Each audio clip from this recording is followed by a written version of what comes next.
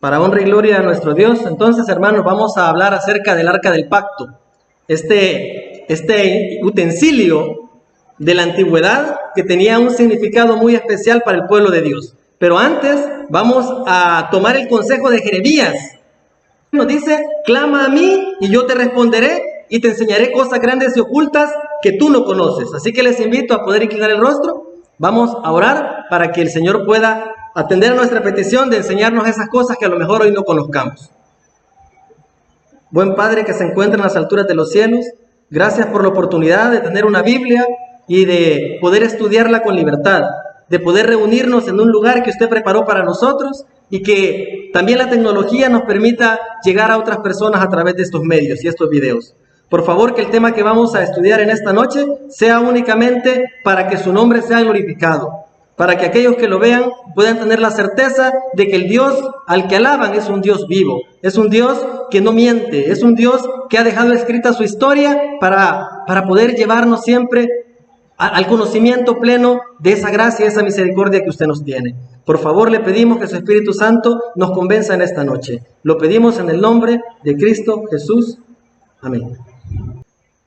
Vamos a hablar del arca del pacto y de dónde surgió la idea de Moisés de hacer esta arca, de hacer esta indumentaria, este utensilio.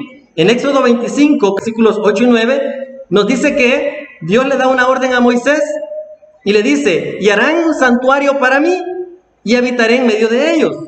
Conforme a todo lo que yo te muestre, el diseño del tabernáculo y el diseño de todos los utensilios, así lo haréis. Esto se encuentra en la historia del Éxodo, relatada en el libro de Éxodo. Y más adelante, en el Nuevo Testamento, Pablo nos confirma de que estos utensilios y este tabernáculo eran una réplica, una copia de lo que ya existía en el cielo. Dice en Hebreos 8:5, los cuales, hablando de esos símbolos, los cuales sirven a lo que es figura y sombra de las cosas celestiales, como se le advirtió a Moisés cuando iba a erigir el tabernáculo, diciendo: mira, haz todas las cosas conforme al modelo que se te ha mostrado en el monte. Quiere decir que tanto el tabernáculo como sus utensilios no solamente tenían su representación física aquí en la tierra, hecho por Moisés, sino también en el cielo, porque le dice: todo lo que viste en el cielo, así te he mandado que tú lo hagas también como una réplica, como una figura o una sombra de las cosas celestiales. ¿Qué contenía esta arca? ¿Para qué fue diseñada? ¿Por qué Dios le mandó a Moisés que la elaborara?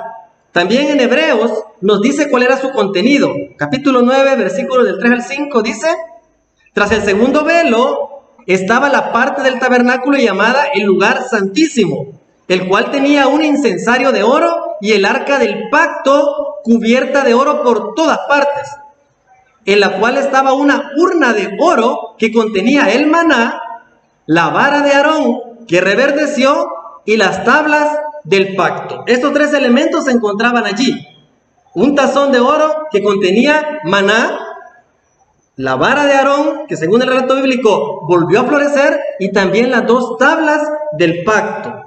En el 5 dice: y sobre ella, así como era el diseño, y sobre ella los querubines de gloria que cubrían el propiciatorio. El propiciatorio era la tapa que cubría la urna donde se encontraban estos elementos, de las cuales cosas, dice Pablo, en ese momento no se puede hablar en detalle, decía él, al menos en este momento. Entonces, este era el contenido del arca. El arca contenía las tablas del testimonio o las tablas de la ley, el maná en una vasija de oro y la vara de Aarón que reverdeció. Ahora, esto se encontraba en el lugar santísimo, una parte diferente del santuario donde no cualquiera podía entrar ni en el momento que se le diera la gana. Dice Levíticos, al describirnos el ritual del día de la expiación, ya lo estuvimos viendo hace una semana, ¿se recuerda? Hablando del día de la expiación, esto se hacía y Dios le había mandado a Moisés que hiciera lo siguiente.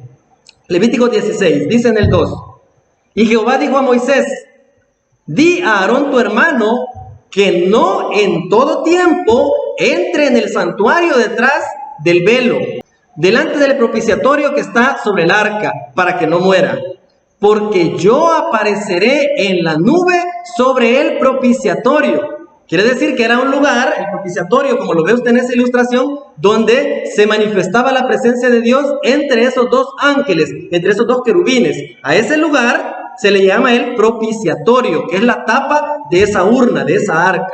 El 3 dice: con esto entrará Aarón en el santuario, con un becerro para la expiación y un carnero para el holocausto. No iba a entrar con el animal, iba a entrar con lo que le daba la vida al animal, que era la sangre.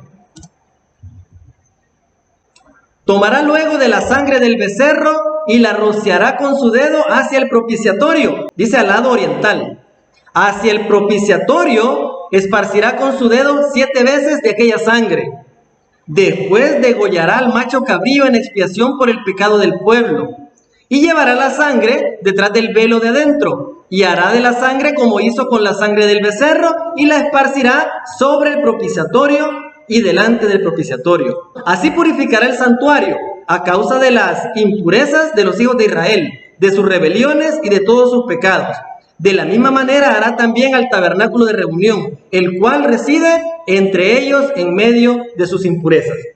Este rito, que se hacía una vez al año, servía para poder librar a su pueblo de los pecados cometidos durante todo este año. Si no se hacía ese derramamiento de sangre y la sangre no iba a caer en el propiciatorio, ese rito no estaba completo y sus pecados no iban a ser perdonados. Otro de los eventos donde el arca tuvo protagonismo era, por ejemplo, cuando se cruzó el río Jordán hacia la tierra prometida. El arca iba delante de ellos y mientras iban pasando, el río Jordán se iba abriendo de un lado para el otro. Ellos se quedaron en medio hasta que todo el pueblo lo atravesó. Luego ellos terminaron de pasar y las aguas volvieron a su curso. Una escena espectacular.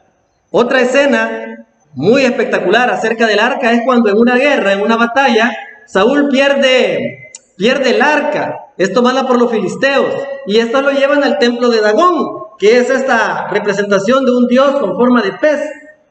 Usted sabe la historia, que después de varios días, la estatua aparece rota frente al arca, la primera vez postrada y después rota, sin brazos y partida.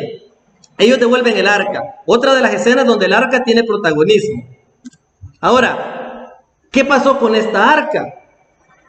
Porque la última vez que la Biblia menciona el arca de la alianza, el arca del pacto, se encuentra en Segunda de Crónicas, en el tiempo del rey Josías, cuando este rey hizo una reforma. Cuando mandó a quitar los lugares altos, mandó a destruir imágenes de acera y empezó a hacer una reforma en todo el pueblo. Él ordenó que se regresara el arca al lugar donde correspondía, que era el templo hecho por Salomón. Y esto lo encontramos en 2 de Crónicas 35, 1-3. Leeré.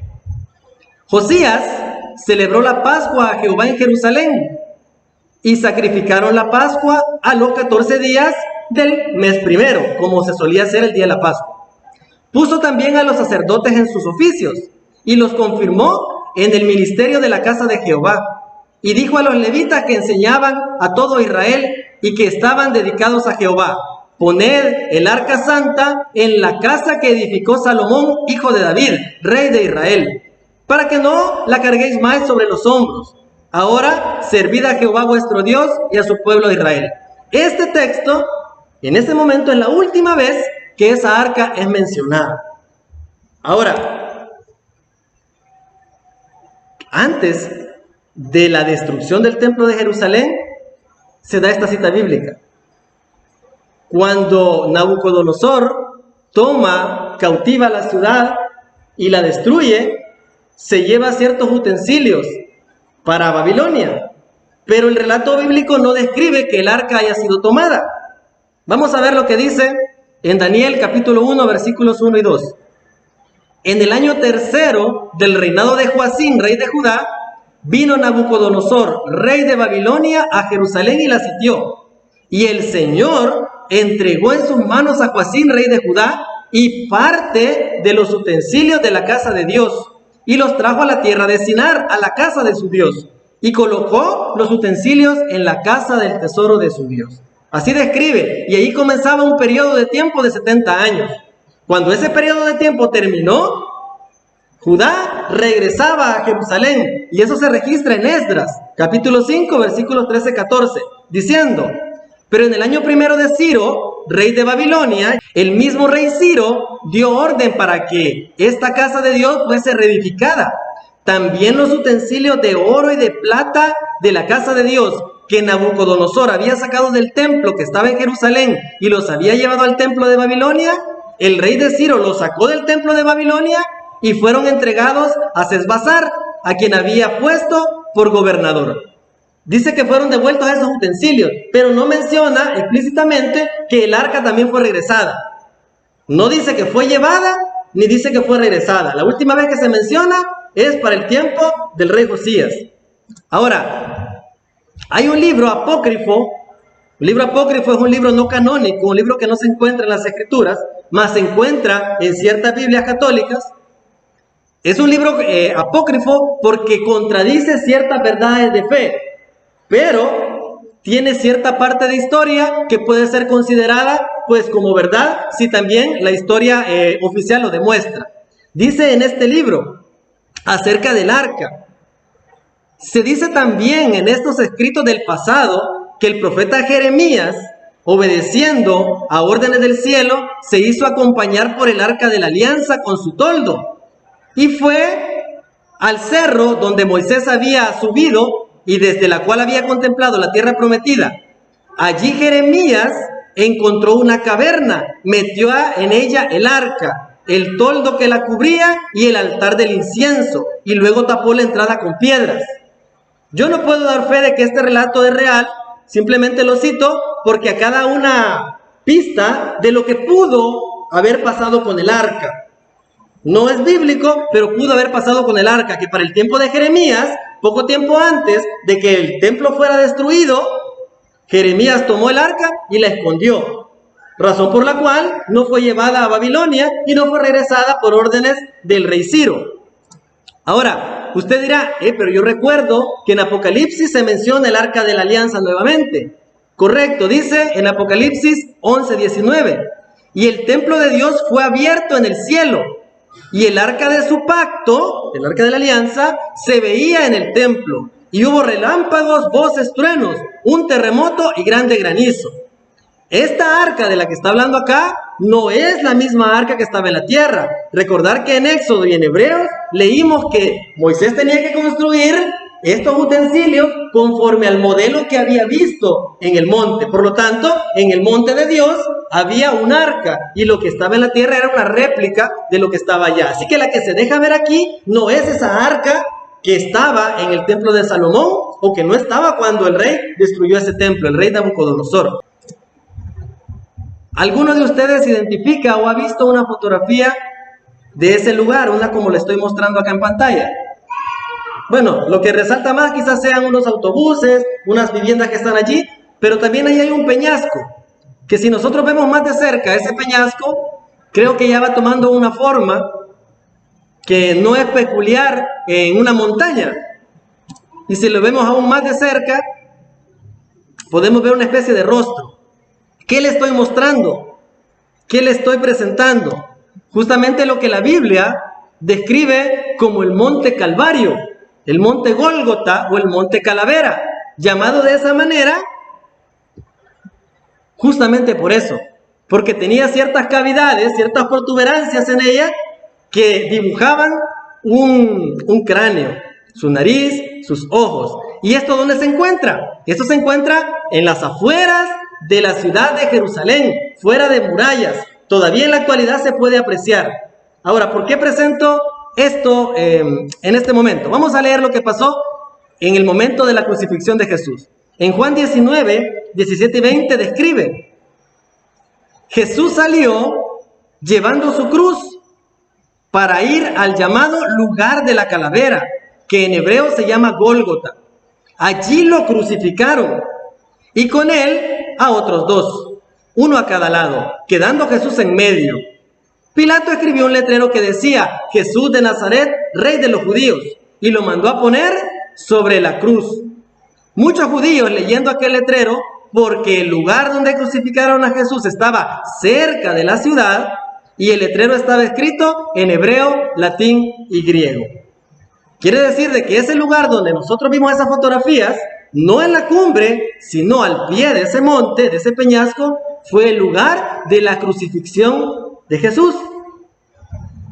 Al principio cantábamos un canto, ¿se recuerda? Un canto que tenía que ver con la sangre.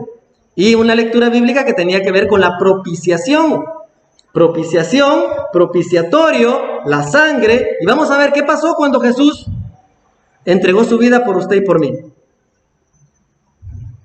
Mateo, en el capítulo 27, describe: mas Jesús, habiendo otra vez clamado a gran voz, entregó el Espíritu. ¿Qué quiere decir? Murió. Y he aquí, acontecieron ciertas cosas. El velo del templo se rasgó de arriba a abajo, y la tierra tembló, y las rocas se partieron.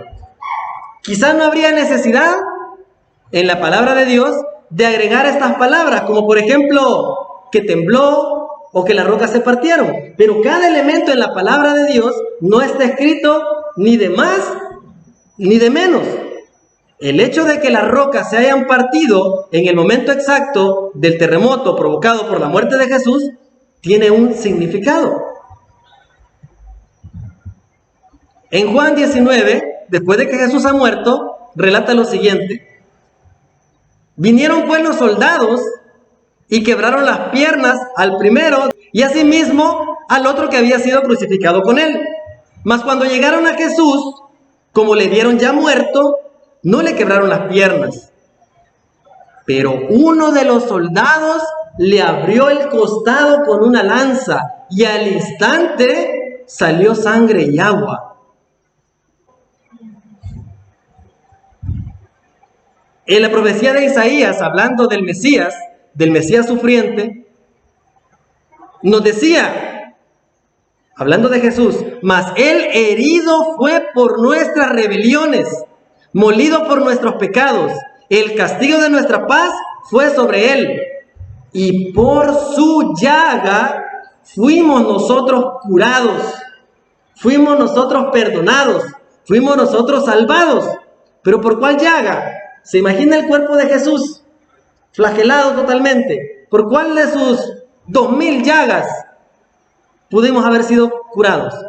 Justamente por la llaga que le fue provocada en su costado, por la cual salió sangre y agua. Primera de Pedro 2:24 lo confirma, hablando de Jesús, quien llevó él mismo nuestros pecados en su cuerpo sobre el madero, para que nosotros, estando muertos a los pecados, vivamos a la justicia, y por cuya herida fuimos sanados.